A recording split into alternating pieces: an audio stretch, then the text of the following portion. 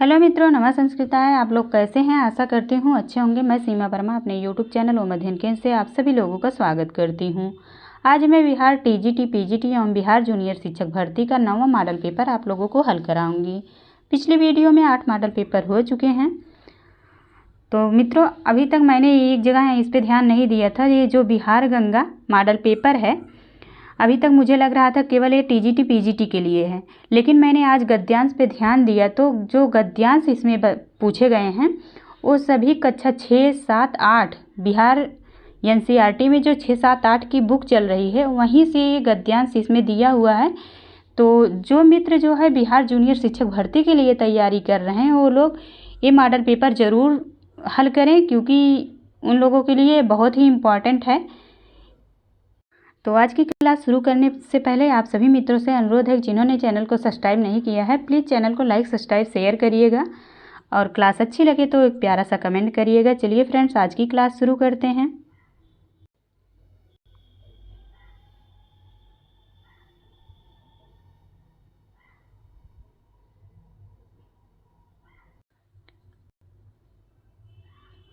पहला प्रश्न है, किमु हि दुष्करम अकरुणानाम इदम वाक्यम विद्यते। ए अभिज्ञान शाकुंतले, बी किरातार्जुनीय, सी कादम्बर्याम, डी उपर्युक्त में से एक से अधिक। तो यहाँ पे कौन सा ऑप्शन सही हो जाएगा? सी। यह सूक्ति कहाँ की है? कादम्बरी की है। और इसी प्रकार की एक सूक्ति जो है अभिज्ञान शाकुंतलम में मिलती है। आप लोग दोनों सूक्तियों को अच्छे से पढ़िएगा, इसमें कंफ्यूज ना होइएगा। जब शकुंतला की विदाई हो रही थी तो उस समय जो चकवी पक्षी थी वो अपने चकवा के लिए चिल्ला रही थी। तो उस समय शकुंतला कहती है कि दुष्कर्म अहम करोमि इति, क्या मैं जो है अपने दुष्यंत के लिए नहीं चिल्ला रही हूँ या रो रही हूँ, तो मैं क्या दुष्कर कार्य कर रही हूँ। तो वहाँ भी इस प्रकार की सूक्तियाँ मिलती हैं। तो आप लोग दोनों सूक्तियाँ पढ़े रहेंगे तो वहाँ पे कन्फ्यूजन नहीं होगी, इसलिए आप लोग अच्छे से पढ़िए। दूसरा प्रश्न है, नीति शतक अनुसारम मानुषराजसः किं कुर्वन्ति। ए मांसं भक्षन्ति, बी है स्वार्थाय परहितं नाशयन्ति, सी है विद्याभ्यासं न वांछन्ति, डी है उपर्युक्त में से एक से अधिक। तो कौन सा ऑप्शन सही हो जाएगा? यहाँ पे दूसरे में बी ऑप्शन सही हो जाएगा। स्वार्थाय परहितं नाशयन्ति, अपने स्वार्थ के लिए जो है दूसरे के कार्य को नष्ट कर देते हैं। वो किस प्रकार के मनुष्य होते हैं? मानुष राजसाह प्रवृत्ति के लोग होते हैं। अगला प्रश्न है, न तु प्रतिनिविष्ट मूर्ख जन चित्त माराधयेत। इयं पंक्ति कुत्र वर्तते। ए मृच्छकटिके, बी श्रृंगार शतके, सी नीति शतके, डी उपर्युक्त में से एक से अधिक। तो ये सूक्ति कहाँ पे मिलती है? नीति शतक में। और किस पद्धति की है? मूर्ख पद्धति की। सी ऑप्शन सही हो जाएगा। अगला प्रश्न है, तीर्थोदकम च वहिन्याश्च नान्यतः शुद्धिम अर्हतः। इयं सूक्तिः कस्मिन् ग्रंथे वर्तते। ए मालविकाग्निमित्रे, बी उत्तररामचरिते, सी अभिज्ञान शाकुंतले, डी उपर्युक्त में से एक से अधिक। तो कौन सा ऑप्शन सही हो जाएगा? बी ऑप्शन सही हो जाएगा। उत्तररामचरिते, उत्तररामचरित की सूक्ति है। सूक्ति आप लोग अच्छे से पढ़िए। अगला प्रश्न है, यम प्राप्य न निवर्तन्ते तद्धाम परम मम। इयं सूक्ति कस्मात् ग्रंथात् उद्धृतम अस्ति। तो ए है वेड़ी संहारात, बी गीतायाः, सी मेघदूतात्, डी उपर्युक्त में से एक से अधिक। तो कौन सा ऑप्शन सही हो जाएगा? ये सूक्ति गीता की है। बी ऑप्शन सही हो जाएगा, गीता की सूक्ति है। कार्पण्य दोषो अपहत स्वभावः इत्यस्मिन् वाक्ये कार्पण्यम् इत्यत्र प्रत्ययो अस्ति। ए स्याय प्रत्यय, बी ल्यप प्रत्यय, सी डौल प्रत्यय, डी उपर्युक्त में से एक से अधिक। तो कार्पण्यम में स्याय प्रत्यय का प्रयोग हुआ है। ए ऑप्शन सही हो जाएगा, स्याय प्रत्यय। अगला प्रश्न है, कर्मेन्द्रियैः कर्मयोगं सक्तः स विशिष्यते। इयं पंक्तिः कुत्र प्राप्यते। ए कठोपनिषदि, बी गीतायां, सी मुंडकोपनिषद, डी है उपर्युक्त में से एक से अधिक। तो कौन सा ऑप्शन सही हो जाएगा? ये सूक्ति कहाँ प्राप्त होती है? तो गीता में। बी ऑप्शन सही हो जाएगा, गीतायाम। अगला प्रश्न है अभिज्ञान शाकुंतलस्य प्रारंभे या सृष्टि सृष्टुराद्या इत्यत्र आद्या सृष्टि का ए जलम, बी वायु, सी अग्नि, डी उपर्युक्त में से एक से अधिक। तो पहली सृष्टि कौन सी है? जल। ए ऑप्शन सही हो जाएगा, जल। अगला, जो अभिज्ञान शाकुंतलम के मंगला चरण में 8 प्रकार की सृष्टि बताई गई है। पहला है जल, दूसरा है अग्नि, तीसरा यजमान, चौथा सूर्य, पांचवा चंद्र, छठा है आकाश, सातवां पृथ्वी और आठवां वायु। ये आप लोग आठों याद कर लीजिएगा, क्योंकि अभी तो पहला पूछा है और इसके बाद कोई भी पूछ सकता है कि जैसे मान लीजिए चौथी सृष्टि कौन सी है? तो सूर्य है। इस प्रकार कोई भी प्रश्न इसमें से बना सकता है, तो आठों आप लोग याद करिएगा। अगला प्रश्न है को न खल्वेश न्यूसने में सज्जते इयं पंक्ति वर्तते। ए शकुंतलायाः, बी गौतम्याः, सी प्रियंवदायाः, डी उपर्युक्त में से एक से अधिक। तो ये जो सूक्ति है ये कहाँ की है? तो अभिज्ञान शाकुंतलम की है। और कथन पूछा गया है, तो किसका कथन है? ये शकुंतला का है। शकुंतला कहती है कि जब वो मृग शावक, जो मृग का बच्चा रहता है, शकुंतला का पीछे से जो है जो पहनी रहती है साड़ी, वो पल्ला खींचता है, तब वो जो है कहती है कि मेरे कपड़े को कौन जो है खींच रहा है पीछे से। अगला प्रश्न है भूयिष्ठं भव दक्षिणा परिजने इत्यस्मिन् वाक्ये परिजन पदस्य को अर्थः। ए मित्र, बी परिवार, सी सेवक, डी उपर्युक्त में से एक से अधिक। तो कौन सा ऑप्शन सही हो जाएगा? परिजन पद का अर्थ है सेवक। सी ऑप्शन सही हो जाएगा। और ये सूक्ति कहाँ की है? तो अभिज्ञान शाकुंतलम की है। कथन किसका है? तो महर्षि काणु का है। अगला प्रश्न है तव न जाने हृदयं मम पुनः कामो दिवा अपि रात्रौ अपि इयं पंक्ति अभिज्ञान शाकुंतले कस्मिन् अंके वर्तते। ए तृतीये, बी चतुर्थे, सी पंचमे, डी उपर्युक्त में से एक से अधिक। तो ये कौन सा ऑप्शन सही हो जाएगा? तृतीये। ये ऑप्शन सही हो जाएगा। ये कहाँ की सूक्ति है? तो अभिज्ञान शाकुंतलम की है। और जो है शकुंतला जब दुष्यंत को पत्र लिखती है तब की ये घटना है, वो पत्र में यही श्लोक लिखती है। अगला प्रश्न है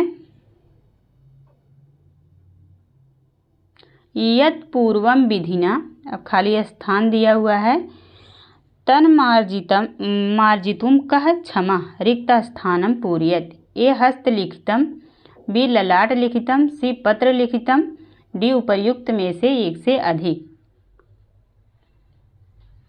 तो यहाँ पे कौन सा ऑप्शन सही हो जाएगा? बी ललाट लिखितुम। यत् पूर्वम विधिना ललाट लिखितम तन्मार्जितम कह क्षमा। तो ये सूक्ति कहाँ की है? नीति शतक की, भर्तृहरि द्वारा लिखित नीति शतक की सूक्ति है।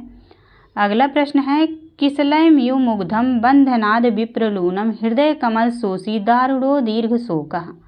अयम श्लोकांशः कुत्र प्राप्यते? ए अभिज्ञान शाकुंतले, बी उत्तर रामचरिते, सी मुद्रा राज से, डी उपर्युक्त में से एक से अधिक। तो ये सूक्ति कहाँ की है? उत्तर रामचरितम की है। बी ऑप्शन सही हो जाएगा।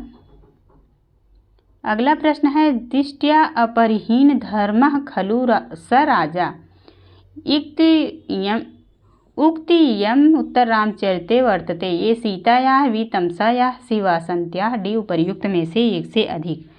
तो ये किसका कथन है? सीता का कथन है। ए ऑप्शन सही हो जाएगा। यह सूक्ति उत्तर रामचरितम की है, बहुत ही इम्पॉर्टेंट है। और कथन किसका है? सीता का।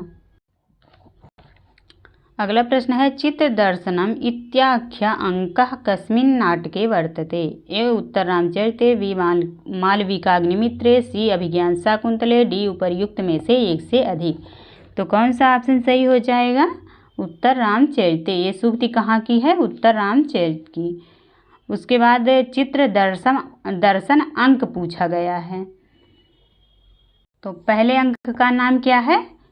उत्तर रामचरितम में कितने अंक हैं? 7 अंक हैं। और पहले अंक का नाम चित्रदर्शन है। पहले अंक का क्या नाम है? चित्रदर्शन। और दूसरे का पंचवटी प्रवेश, तीसरे का छायांक, चौथे का कौशल्या जनक योग, पांचवे का कुमार विक्रम, छठे अंक का नाम है कुमार प्रत्याभिज्ञान और 7वें अंक का नाम है गर्भांक या सम्मेलन। दोनों मिलता है गर्भांक या सम्मेलन। आप लोग अंक का नाम जरूर याद करिए। इसके बाद है अगला प्रश्न, सताम केनापि कार्येण लोकस्य आराधनं व्रतम् इयं सूक्तिः कस्मिन् ग्रन्थे वर्तते? ए अभिज्ञान शाकुंतले, बी मालविकाग्निमित्रे, से उत्तर रामचरिते, डी उपर्युक्त में से एक से अधिक। तो कौन सा ऑप्शन सही हो जाएगा यहाँ पे? ये सूक्ति कहाँ की है? उत्तर रामचरित की। सी ऑप्शन सही हो जाएगा, उत्तर रामचरितम की ये सूक्ति है।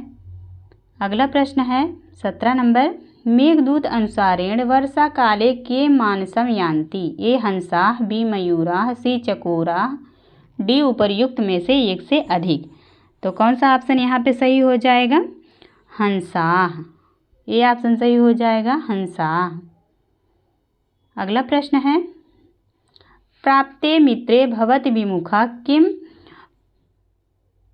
पुनः यस्त उच्चैः इयं पंक्तिः वर्तते? ए किराता अर्जुनीयं, बी मेघदूतस्य, सी वेड़ी संहारस्य, डी उपर्युक्त में से एक से अधिक।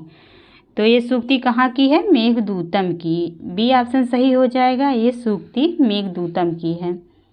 अगला प्रश्न है, अन्यथा वृत्तिः पदे समासः अस्ति? ए तत्पुरुष समास, बी बहुव्रीहि, सी द्वंद्व समास, डी उपर्युक्त में से एक से अधिक। तो अन्यथा वृत्ति में कौन सा समास है? बहुव्रीहि समास है। बी ऑप्शन सही हो जाएगा, बहुव्रीहि समास।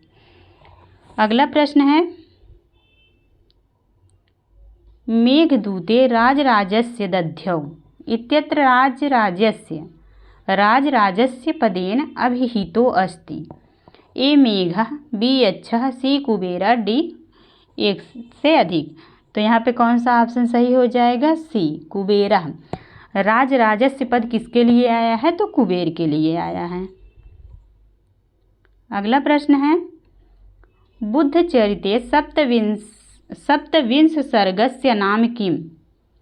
ए मारविजयः, सी निर्वाण प्रशंसा, बी है निर्वाण प्रशंसा, सी बुद्धत्व प्राप्ति, डी उपर्युक्त में से एक से अधिक। तो कौन सा ऑप्शन सही हो जाएगा यहाँ? बुद्ध चरितम में कितने सर्ग हैं? 28 सर्ग हैं। पहले जानिए कि बुद्ध चरितम में सर्ग कितने हैं? तो 28 सर्ग हैं। और यहाँ पूछा गया है सप्तविंशत अर्थात 27। तो 27वें का क्या नाम है? निर्वाण प्रशंसा। बी ऑप्शन यहाँ सही हो जाएगा, निर्वाण प्रशंसा 27 सर्ग है। और मार विजयम चौथा है 13वां सर्ग है मार विजयम और 14वां सर्ग है बुद्धत्व की प्राप्ति। तीनों ही बहुत इम्पॉर्टेंट है, याद रखिएगा। इसके बाद 28वां पूछा जाएगा। तो 28वां है धातु विभाजन और 26वां है महापरिनिर्वाण। ये इम्पॉर्टेंट हैं। चलिए फ्रेंड्स, अगला प्रश्न देखते हैं। भूपेषु राजेत यथा प्रकाशो ग्रहेषु सर्वेषु रवेः विभाति। इयं पंक्ति कस्मात् ग्रंथात् उद्धृतम् अस्ति? ए बुद्धचरितात्, बी स्वप्नवासो दत्तात्, सी है बेड़ी संहारात्, डी उपर्युक्त में से एक से अधिक। तो यहाँ पे कौन सा ऑप्शन सही हो जाएगा? ए बुद्धचरितम का है।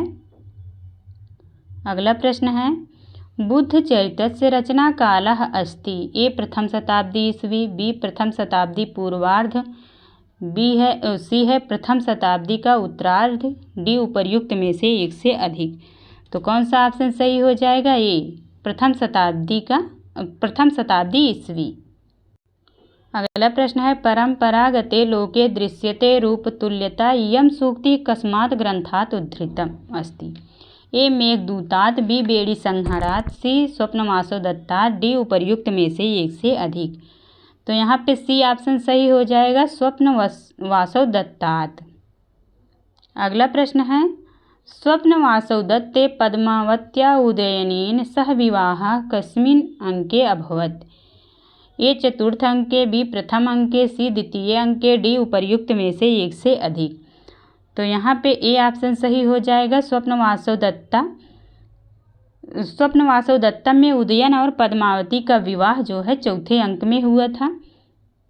अगला प्रश्न देखते हैं दृश्यते त्वग्रयया बुद्धया सूक्ष्मया सूक्ष्मदर्शिभिः इयं पंक्ति वर्तते। ए नीतिशतके, बी कठोपनिषदे, सी ईशावास्योपनिषद, डी उपर्युक्त में से एक से अधिक। तो कौन सा ऑप्शन सही हो जाएगा, कठोपनिषद, बी ऑप्शन सही हो जाएगा। अगला प्रश्न है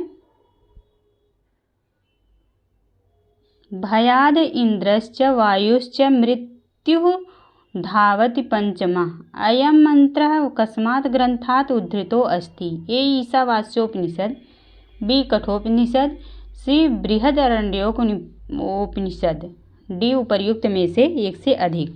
तो कौन सा ऑप्शन सही हो जाएगा, बी कठोपनिषद की यह सूक्ति है।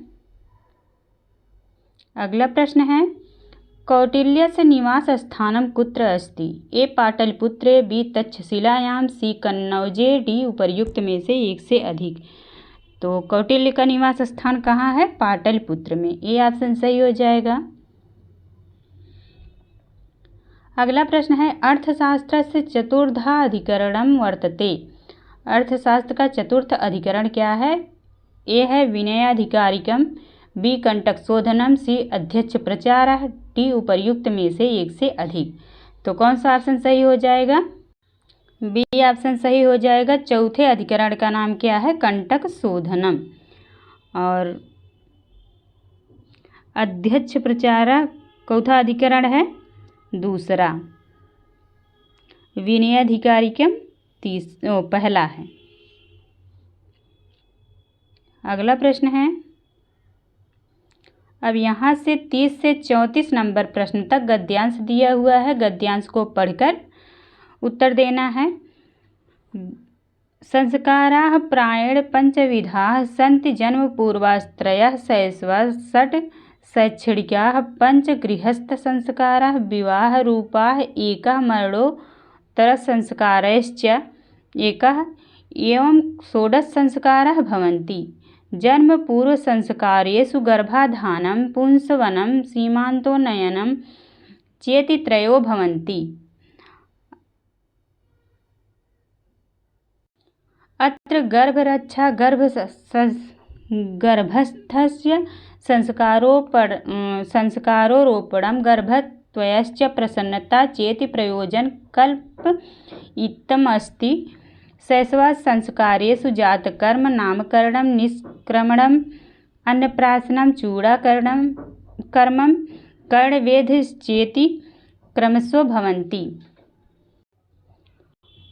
यहाँ से प्रश्न दिया हुआ है संस्काराः कति भवन्ति। ए 16, बी 7, सी 8, डी उपर्युक्त में से एक से अधिक। तो संस्कार कितने होते हैं, 6 और 16। अगला प्रश्न है शैशवे कति संस्काराः भवन्ति। ए 8, बी 7, सी 8, डी उपर्युक्त में से एक से अधिक। तो यहाँ पे ए ऑप्शन सही हो जाएगा। शैशवावस्था में 6 संस्कार होते हैं। अगला प्रश्न है गृहस्थ जीवनस्य एकः संस्कारः कः। ए विवाहरूपः, बी उपनयन संस्कारः, सी जातकर्म, डी उपर्युक्त में से एक से अधिक। तो गृहस्थ जीवन में एक संस्कार केवल होता है, विवाह रूपः। अगला प्रश्न है संस्कारः इति पदे प्रत्ययो वर्तते। ए यक्त प्रत्यय, बी घय प्रत्यय, सी सय प्रत्यय, डी उपर्युक्त में से एक से अधिक। तो कौन सा ऑप्शन सही हो जाएगा, यहाँ पे संस्कारः में घय प्रत्यय होगा, बी ऑप्शन सही हो जाएगा। अगला प्रश्न है एतस्य गद्यखण्डस्य समुचितं शीर्षकं किम्? ए भारतीय संस्कारः, बी शिक्षा संस्कारः, सी जन्म संस्कारः, डी उपर्युक्त में से एक से अधिक। तो यहाँ पे ए ऑप्शन सही हो जाएगा, भारतीय संस्कारः। अब यहाँ से फिर 35 नंबर से 40 नंबर प्रश्न तक फिर गद्यांश दिया हुआ है। आप लोग गद्यांश पढ़ के आंसर सही करिएगा।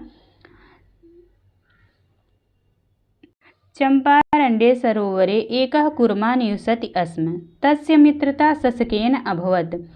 तौ सर्वदा एकत्र स्थित्वा नानाकथाः कथयत्। परस्परम् आलापेन तयोः मित्रता दृढा जाता। एकदा तौ विचारं कृतवन्तौ यत् वनस्य उपान्ते गन्तव्यम्। आवयोः मध्ये कः तत्र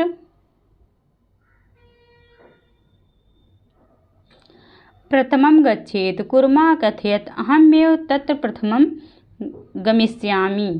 शशकः अहसत् त्वं तु शनैः शनैः चलसि, कथं तत्र प्रथमं गमिष्यसि?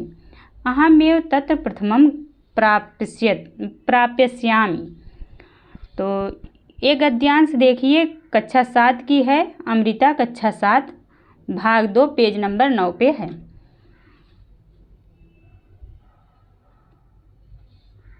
अब यहाँ से प्रश्न है, कस्मिन् अरण्ये एकः कूर्मः निवसति स्म। ए अल्पाइन अरण्ये, बी चंपारण्ये, सी शुष्कारण्ये, डी उपर्युक्त में से एक से अधिक। तो यहाँ पे कौन सा ऑप्शन सही हो जाएगा? चंपारण्ये, चंपक नामक वन में। अगला प्रश्न है, शशकः कस्य मित्रम् आसीत्? ए कपोतस्य, बी सिंहस्य, सी कूर्मस्य, डी उपर्युक्त में से एक से अधिक। तो यहाँ पे सी ऑप्शन सही हो जाएगा, कूर्मस्य।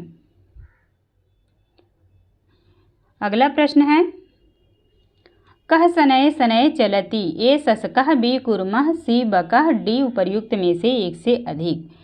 तो यहाँ पे बी ऑप्शन सही हो जाएगा, कूर्मः। अगला प्रश्न है, चंपकारण्ये इत्यत्र संधि स्यात्। ए विसर्ग संधि, बी व्यंजन संधि, सी दीर्घ संधि, डी उपर्युक्त में से एक से अधिक। तो चंपकारण्य में कौन सी संधि है? दीर्घ संधि। सी ऑप्शन सही हो जाएगा।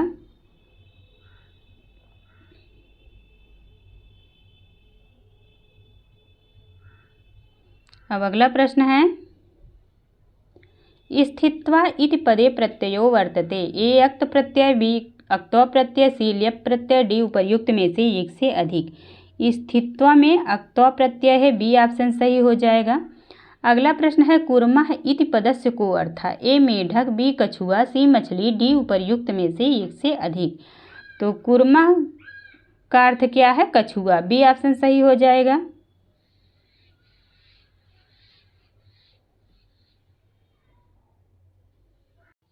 अगला प्रश्न है, सर्व प्रवर्जिताश्च स्वं स्वं वर्गम उपजेप्युः। अयं श्लोकांशः कस्मात् ग्रन्थात् उद्धृतो अस्ति? ए अर्थशास्त्रात्, बी चाणक्यनीतेः, सी महाभारतात्, डी उपर्युक्त में से एक से अधिक। तो ये कहाँ की सूक्ति है? अर्थशास्त्र की। ए ऑप्शन सही हो जाएगा, अर्थशास्त्र की। अगला प्रश्न है, नीतिशतकस्य प्रथम श्लोके छंदा प्रयुक्तम। ए अनुष्टुप, बी आर्या, सी वंशस्थ, डी उपर्युक्त में से एक से अधिक। कौन सा ऑप्शन सही हो जाएगा? ए अनुष्टुप। अगला प्रश्न है, श्रीहर्षस्य निवास स्थानम कुत्र अस्ति? ए कन्नौज प्रांते, बी कश्मीरे, सी महाराष्ट्र, डी उपर्युक्त में से एक से अधिक। तो कौन सा ऑप्शन सही हो जाएगा? कन्नौजे प्रांते। ये ऑप्शन सही हो जाएगा। अब अगला यहाँ से 44 नंबर से 47 नंबर प्रश्न तक गद्यांश दिया हुआ है। गद्यांश पढ़ के उत्तर देना है। कार्तिक मासस्य अमावास्यायां तिथौ प्रतिवर्षं भारतीया इमं उत्सवं समायोजयन्ति। शारदीयः अयम् उत्सवः। वर्षायां ऋतौ सर्वत्र वर्षाणां प्रभावेण स्वच्छता कीटपतंगानां प्रसारश्च भवति। यदा शरद आयाति तदा जनाः स्वगृहं परिसरं च स्वच्छं कुर्वन्ति। ते गृहाणि सुधया लीपन्ति कपाट गवाक्ष आदीनां रञ्जयन्ति इतस्ततः क्षिप्तम् अपद्रव्यम् अपसारयन्ति सर्वत्र निर्मलता निवसति। ये भी अमृता कक्षा 7 की ही बुक से दिया हुआ है, पेज नंबर 55 पे है, कक्षा 7 की। तो हमारे जितने भी मित्र बिहार जूनियर शिक्षक भर्ती की तैयारी कर रहे हो ये वीडियो ज़रूर देखें, क्योंकि यह कक्षा 6, 7, 8 की बुक से ही गद्यांश दिया हुआ है। तो यहाँ से प्रश्न दिया हुआ है, दीपोत्सवः कस्मिन् मासे भवति? ए कार्तिक मासे, बी ज्येष्ठ मासे, सी आषाढ़ मासे, डी उपर्युक्त में से एक से अधिक। तो किस मास में मनाया जाता है? कार्तिक मास में। ए ऑप्शन सही हो जाएगा। अगला है, जना सुधया कानि लीपन्ति? ए नगराणि, बी गृहाणि, सी द्वाराणि, डी उपर्युक्त में से एक से अधिक। तो कौन सा ऑप्शन सही हो जाएगा? गृहाणि, बी ऑप्शन सही हो जाएगा। अगला प्रश्न है, कपाटः इत्यस्य शब्दस्य को अर्थः?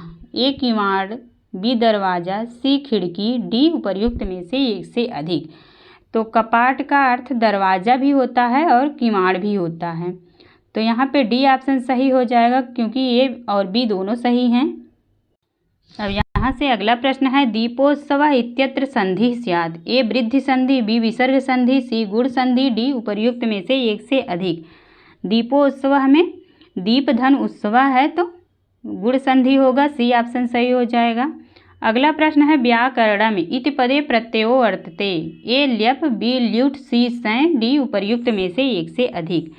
तो कौन सा ऑप्शन सही हो जाएगा? ल्यूट, बी ऑप्शन सही हो जाएगा। व्याकरणम में ल्यूट प्रत्यय है। अगला प्रश्न है, पणिनिमिते मुनि शब्दस्य का संज्ञा भवति? ए घी, बी नदी, सी अपृक्त, डी उपर्युक्त में से एक से अधिक।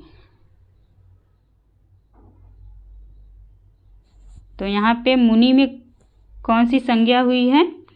घी संज्ञा। ए ऑप्शन सही हो जाएगा यहाँ। अगला प्रश्न है, पीनोरुः इत्यस्य संधि विच्छेदो भविष्यति? ए पीन धन उरुः, बी पीन धन उरु, सी पीन धन उरु, डी उपर्युक्त में से एक से अधिक। तो यहाँ पे ए ऑप्शन सही हो जाएगा, पीन धन उरु। अगला प्रश्न है, महाभाष्यम कस्य कृतिः? ए कात्यायनस्य, बी पतंजलेः, सी पाणिनेः, डी उपर्युक्त में से एक से अधिक। तो महाभाष्य किसकी कृति है? पतंजलि की। बी ऑप्शन सही हो जाएगा। अगला प्रश्न है, आदिरंतेन सहता इति कीदृशम सूत्रम? ए परिभाषा सूत्रम, बी संज्ञा सूत्रम, सी विधि सूत्रम, डी उपर्युक्त में से एक से अधिक। तो ये कैसा सूत्र है? संज्ञा सूत्र। बी ऑप्शन सही हो जाएगा, संज्ञा सूत्र। अगला प्रश्न है, प्रियं च नानृतं ब्रूयात् एष धर्मः सनातनः? इयं सूक्तिः कस्मिन् ग्रन्थे वर्तते? ए मनुस्मृतौ, बी रघुवंशे, सी अभिज्ञान शाकुंतले, डी उपर्युक्त में से एक से अधिक। तो कौन सा ऑप्शन सही हो जाएगा? मनुस्मृतौ। ए ऑप्शन सही हो जाएगा। ये सूक्ति मनुस्मृत की है। अगला प्रश्न है, रामायण चंपूः कस्य कृतिः? ए कात्यायनस्य, बी पतंजले, सी भोजराजस्य, डी उपर्युक्त में से एक से अधिक। तो रामायण चंपू किसकी रचना है? भोजराज की। सी ऑप्शन सही हो जाएगा। अगला प्रश्न है, अलिहि धन अयम इत्यत्र का संधिर्भवति? ए अलिययम, बी अलिह अयम, सी है अलिरयम, डी उपर्युक्त में से एक से अधिक। तो यहाँ पे सी ऑप्शन सही हो जाएगा। अलिह धन अयम, यहाँ पे जो विसर्ग है उसका र हो जाएगा तो अलिर अयम बन जाएगा। सी ऑप्शन सही है।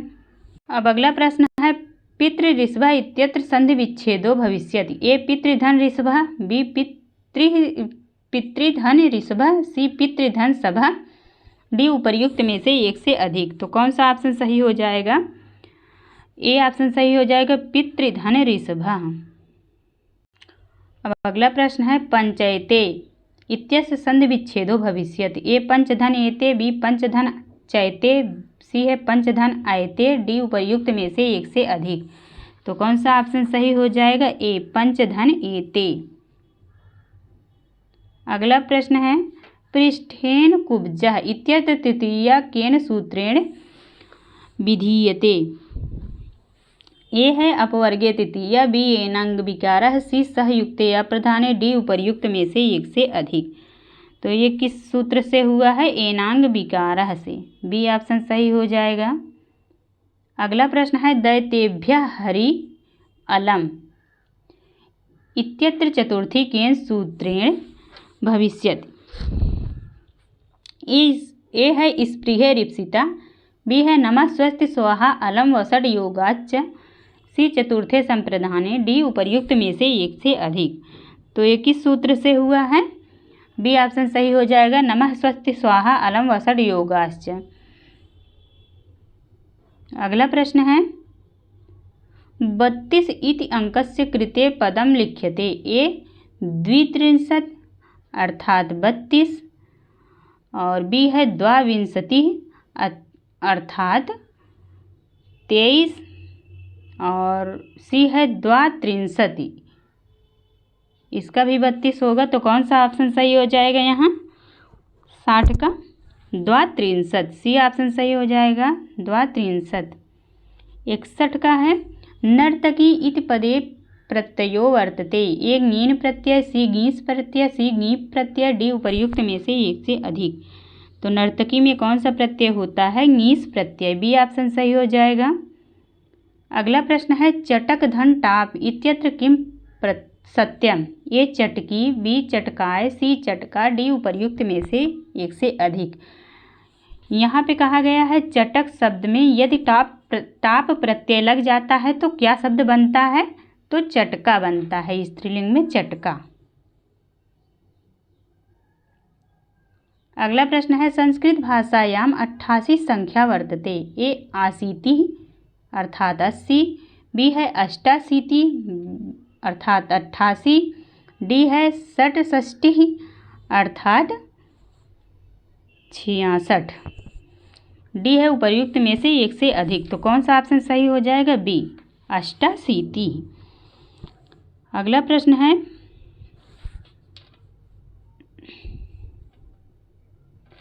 उचितम संख्या पदम चित्वा वाक्यम पूरयत। खाली स्थान दिया गया है। बालिकयोः भ्रातरः कुत्र सन्ति। ए है द्वयोः, बी त्रि, सी त्रयाभ्याम, डी उपर्युक्त में से एक से अधिक। तो यहाँ पे ए ऑप्शन सही हो जाएगा, द्वयोः बालिकयोः भ्रातरः कुत्र सन्ति। अब यहाँ पे अगला प्रश्न है किसान गाय को गांव तक खींच कर ले जाता है। अस्य वाक्य संस्कृत भाषायाम अनुवादो भविष्यति। ए है कृषकेन धेनुं ग्रामं कर्षन्ति, बी कृषकः धेनुं ग्रामं कर्षन्ति, सी है कृषकाय धेनुं ग्रामं कर्षति, डी उपर्युक्त में से एक से अधिक। तो कौन सा ऑप्शन यहाँ सही हो जाएगा? 65 का बी ऑप्शन सही हो जाएगा, कृषकः धेनुं ग्रामं कर्षति। यहाँ पे कट गया है, आप लोग लिख लीजिएगा, ऐसे है कर्षति।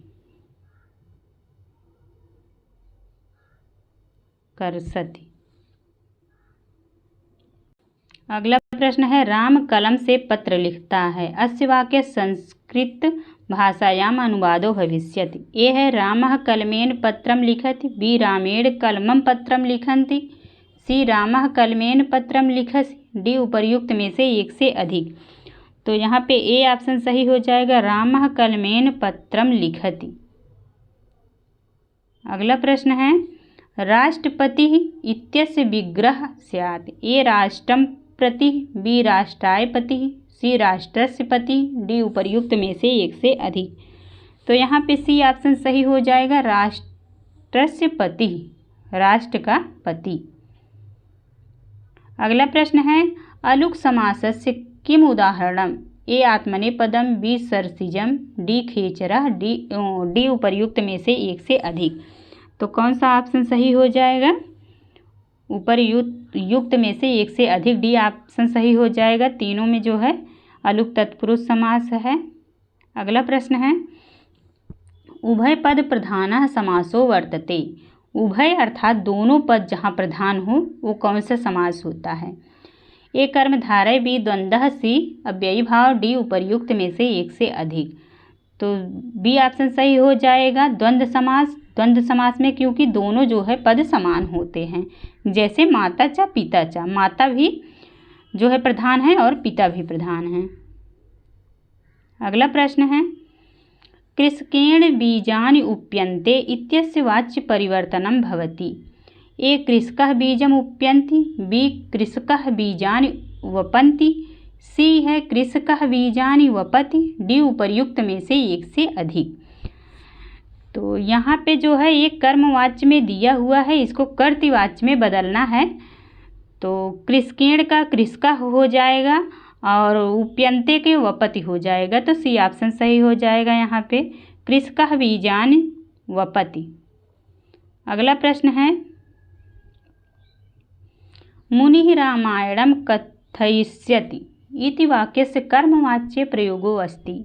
ए मुनिना रामायणं कथिष्यते, बी मुनिनेन रामायणं कथिष्यते, सी मुनिना रामायणं कथिष्यन्ते, डी उपर्युक्त में से एक से अधिक। तो कौन सा ऑप्शन सही हो जाएगा 71 का? ए मुनिना रामायणं कथिष्यते। अगला प्रश्न है ते पत्राणि पठिष्यन्ति इत्यस्य वाच्य परिवर्तनं भविष्यति। ए तुभ्यं पत्राणि पठिष्यन्ते, बी है तैः पत्राणि पठिष्यन्ते, सी तैः पत्राणि पठिष्यते, डी उपर्युक्त में से एक से अधिक। तो कौन सा ऑप्शन सही हो जाएगा? बी तैः पत्राणि पठिष्यन्ते, बी ऑप्शन सही हो जाएगा। अगला प्रश्न है चोरय इत्यस्य क्रियापदस्य लकारः अस्ति। ए लोट लकारः, बी लिट लकारः, सी लिट लकारः, डी उपर्युक्त में से एक से अधिक। तो कौन सा ऑप्शन सही हो जाएगा 73 में? लोट लकार, ए ऑप्शन सही हो जाएगा, लोट लकार। अगला प्रश्न है भवान गृहम, ए है गच्छ, बी गच्छन्तु, सी गच्छतु, डी उपर्युक्त में से एक से अधिक।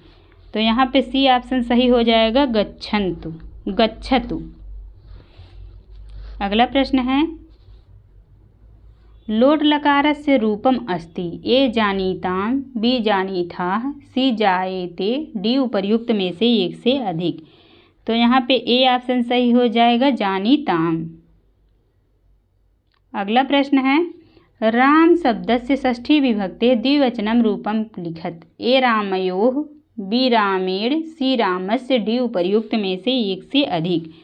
तो यहाँ पे ए ऑप्शन सही हो जाएगा, रामयोः।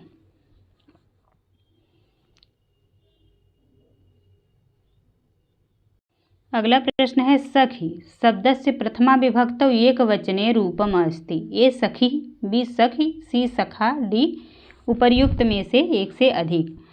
तो प्रथमा विभक्ति एक वचन में क्या रूप बनता है? सखा, सी ऑप्शन सही हो जाएगा, सखा। अगला प्रश्न है भवता इति रूपम अस्ति। ए द्वितीया एक वचन, बी है तृतीया एक वचनस्य, सी है प्रथमा एक वचनस्य, डी उपर्युक्त में से एक से अधिक। तो भवता पद जो है तृतीया एक वचन में बनता है, बी ऑप्शन सही हो जाएगा। इसके बाद अगला प्रश्न है गांव के बाहर बगीचा है। अस्य वाक्य संस्कृत भाषायाम अनुवादो भविष्यति। ए ग्रामाय बहि उद्यानम अस्ति, बी ग्रामाद बहि उद्यानम अस्ति, सी ग्रामेण बहि उद्यानम अस्ति, डी है उपर्युक्त में से एक से अधिक। तो यहाँ पे बी ऑप्शन सही हो जाएगा, ग्रामाद बहि उद्यानम अस्ति। अगला प्रश्न है विद्वान वेदों में निपुण है। अस्य वाक्यस्य संस्कृत भाषायाम अनुवादो भविष्यति। ए विद्वान वेदम निपुणः अस्ति, बी विद्वानः वेदेषु निपुणः अस्ति, सी है विद्वान वेदेषु निपुणः अस्ति, डी उपर्युक्त में से एक से अधिक। तो यहाँ पे सी ऑप्शन सही हो जाएगा, विद्वान वेदेषु निपुणः अस्ति।